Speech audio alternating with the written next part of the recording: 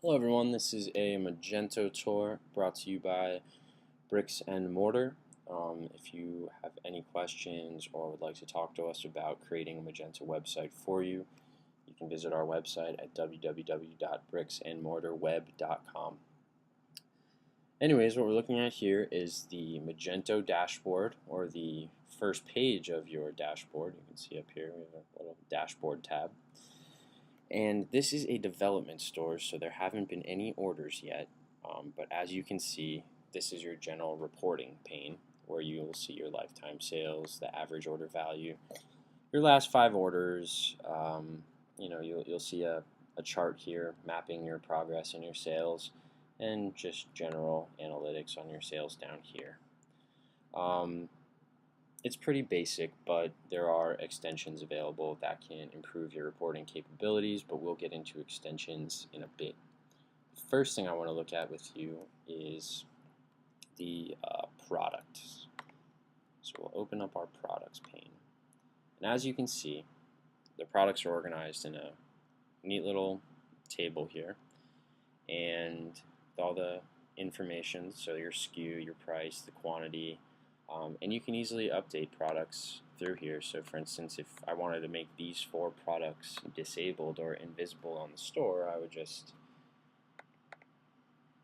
change status, disabled, and submit. But I don't want to do that right now. What I do want to do is show you what the products look like. So when you click on a product, you'll see the product information page. And here you can input your brand, your product name, a product description, a quick short description, usually good for specs, your product SKU, weight, so on and so forth. You can also manage your product pricing, and if you want to set special pricing or special pricing that is date dependent, you can set specific tax classes. I usually set them to none. And then you can also manage your images, as you can see here. It's simple to browse, find new ones, upload, and then you can set your main image, a small image for your featured products areas or your collections pages, and so on. You can also easily manage your inventory. So here we have our quantity set at 10, but you could easily change it to 1,000, and easily set if it's in stock or out of stock. You also have a number of other options here, but it's usually best to leave them as using the configuration settings. You can see or add categories to the product. So let's say I want to put this product in my apparel category, and I think that it's an accessory. Now I've added it there. And you can also add custom options, but we're not going to do any of those right now. And so you have plenty of options to be as specific as you'd like with your product. It's very easy to use and very easy to manage. The next thing I want to look at are the categories, which we were just talking about. The categories here are how your site is broken down. So here I have several different categories, and you'll also see this little plus sign. That indicates there are subcategories. The great thing about this is it'll manage your main menu of your website. So if you take a look at the development site, you'll see we have apparel, men's, women's, accessories, Greek, and NCAA. And then under categories, we have apparel, men's, women's, accessory, Greek, and NCAA. But if for whatever reason we wanted to turn off the men's category, so we would come in here, is active, no, we can save that. If we refresh this page, we'll see that men's is no longer included in our menu. So it's easy to update and change and add and subtract from your menu. Another thing that just Magento makes so easy for you. So let's go turn this back on. So in your categories, you can set general information, so the name of your category, a URL for it. So if you want to create special URLs for your search engine optimization campaigns, you can do that. Your keywords description, also for your SEO and your page title. And down here you see you can include a navigation menu. So you'll usually want to choose yes. Here we have other options, but depending on what you're doing, you may or may not need them. So your display settings, like I said, depending on what you're doing, you may want to set for products. You may want to set a static block, which we'll get into in a minute, above your products. And that could be used for images, for anything you want really, but we'll get back to that in a second. So let's save this category, and that's generally how the categories work. It's very simple to manage, very simple to update, and it keeps everything very organized for you. Next thing I want to look at are your promotions, because this is crucial for anyone who plans on using coupons or incentivizing. So here you see we have a coupon called Test Coupon that I created. If we go in and look at it, here's our rule name, Test Coupon, general description, the customer groups, or the people who are going to be able to use it. So anyone who's not logged in or anyone who's on a general login. So that basically means just about anyone can use it. And we're going to set it to active. A specific coupon means it'll have a specific code. And this is the specific code, coupon test. And we're going to give it 100 uses. That means it can be used 100 times and then it'll go inactive. And we're going to set the uses per customer to 1. So that means a customer can only use this coupon one time. The from date and the to date, just like with our special pricing, can be to set the activity of the coupon. So if we want to have this coupon only live for 1 week, we can set a 1 week from and to date. And after 1 week, it'll go inactive. Under our conditions, we can set up rules. So for instance here, I said if all of these conditions are true, then the coupon will be able to be applied to the order. So the condition I've set is if the subtotal is less than $250. So if the subtotal is more than $250, the coupon will not be applied even if they type it into the coupon box on the shopping cart, because it will not fulfill this rule. Then we'll go into our actions and see fixed discount for whole cart. That means it's going to take one amount off the entire subtotal. We also could do a fixed amount discount, which will do it to the product. So if you have 10 products that are all $100 each and it's a $20 coupon, it'll take $20 off of each of your products. Or you can do a % of product price discount, which would be similar just based on percentages. But let's stay with fixed amount discount for whole cart, and let's call it $20. If we wanted to set more rules, we could, but for now, let's just leave it like this. And no need to set labels.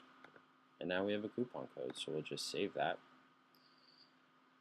And anytime we want to send that coupon to anyone, we just give them whatever's here. Coupon test, it can be a string of numbers and letters. It can be basically whatever you want, just so that they can input it and won't have any confusion. The next thing I want to look at, and probably one of the most important for anyone who'd be looking to actively manage their Magento website, are the static blocks. As you can see here, the website is made up of several blocks. We have our slider block, we have an ad block, we have our newest arrivals block here, we have another ad block or a couple of ad blocks, and we have our featured brands block here. So if we go back and look at our CMS static blocks, we can look at, for instance, our slider, and this is our code view, where we can also see it in just regular editor view. But in our code view, we'll see that our first slide here is superslide.jpg. So let's look here, and the first slide we have here is our Supra slide featuring our Supra shoes. If we wanted to change that to another image or rearrange, it'd be very simple and the changes would happen immediately. You don't need to go digging into code, you just need to manage the one block. Now let's take another look and look at a simpler one like this ad here. Or actually, let's just create a new block based around an image. If we wanted to add a new block, we can come in and let's call this block sample image, an identifier of sample image, and we'll set it to enabled. Right now we're in the code editor, but that's where we want to be so we can easily insert an image. You'll see I have a few images loaded up here, but if you wanted to add another, you can just go to Browse Files, click it, Upload Files, and you've got a new image in your gallery. So let's insert that one. So now that we've inserted that, this image is there. If we want to look at it, we can just go into the actual editor, and there's our image. We'll just save the block, and now we have a block we can work with. And you'll see it is right there. Once we have that block, what we do with the block there's a number of things that can be done. If you're inexperienced with coding, it may be harder to add new blocks into your Magento website, but once a block is in, they're fairly easy to manage. So for instance, this one here, Home Ad 980, this directly ties in to this area here. So if we wanted to just swap this image out with something else, we could easily do that by coming into our block and taking out this image, or coming into the editor and deleting it out of there. But I like to work in the code editor more. And then inserting a new image. Let's insert this one. So now that we have our new image inserted, we would just save the block. Now we should see that updated on our home page. Now since the image we used is a different size and a different dimension than the one we had before, it's obviously going to look a bit off, but I just wanted to illustrate how easy it is to swap those out. I'll fix that later. So let's go back into our static blocks, and you can see you can create a block for just about anything, and you can also create a page in the same way, but we don't need to get into that right now. Next thing I want to look at are our reports. Since we haven't done any sales on this development site yet, we don't have any active reports, but you can see how they can be created. You can do it either by the day, the month, the year, whatever interval you want to look at. You can do it from a month-to-month period, a year-to-year period, however long you want to look at. And then once you're ready to go, it'll populate all your information down here. It's pretty basic reporting, but if you wanted to have a more in-depth report, you could always get an extension for that. And that's the next thing I want to get into is extensions. WordPress has a great system for adding new software or functionalities into your website. All you need to do is come to either Magento Connect or any one of the numerous third-party people out there that create extensions. Some of them are known as Amasti. I'm drawing a blank right now, but there's several companies that make Magento extensions. Mage Specialist is this one.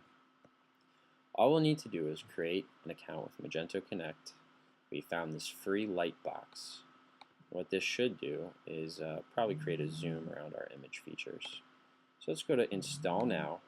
We're just going to grab from Magento 2.0 because that's what our development site is built on. Agree to the terms and just get the extension key. Copy that URL there, come back to our downloader, and just paste it in and install it. Now, assuming that the extension is stable and isn't going to break your site, you should be able to proceed.